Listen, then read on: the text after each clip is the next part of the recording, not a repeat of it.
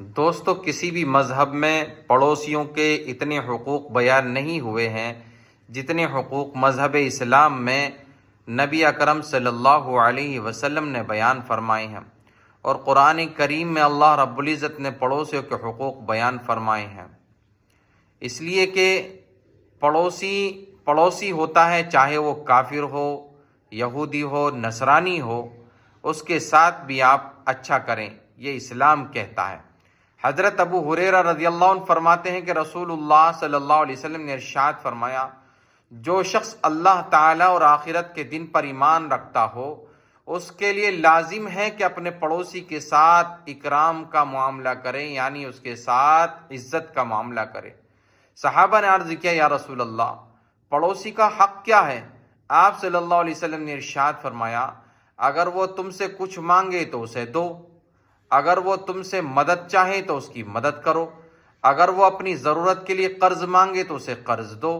اگر وہ تمہاری دعوت کرے تو اسے قبول کرو، اگر وہ بیمار ہو جائے تو اس کی بیمار پرسی کرو، اگر اس کا انتقال ہو جائے تو اس کے جنازے کے ساتھ جاؤ، اگر اسے کوئی مصیبت پہنچے تو اسے تسلی دو، اپنی ہانڈی میں گوشت پکنے کی مہک سے اسے تکلیف نہ پہنچاؤ۔ دوستو، کتنی زبردست بات اللہ کے نبی صلی اللہ علیہ وسلم نے بیان فرمائی کہ اپنی ہانڈی میں گوشت پکنے کی تکلیف سے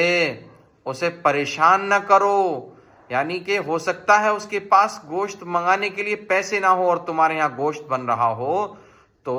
اور اس کا دل چاہنے لگے کاش میرے پاس بھی پیسے ہوتے میں بھی کھاتا،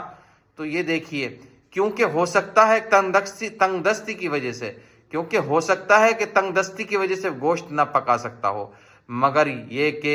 اس میں سے کچھ اس کے گھر بھی بھیج دو، اور اپنی عمارت اس کی عمارت سے اس طرح بلند نہ کرو کہ اس کے گھر کی ہوا رک جائے، مگر یہ کہ اس کی اجازت سے ہو۔ اگر آپ اپنے گھر کو اونچا بنا رہے ہیں تو پڑوسی سے اجازت لے لیجئے۔ کیا بہترین مذہب اسلام ہے! اگر اس پر عمل کیا جائے تو سارے جھگڑے، سارے تنازعیں دور ہو جائیں گے، پڑوسی آپس میں محبت کے ساتھ رہیں گے۔ اللہ عمل کی توفیق عطا فرمائے۔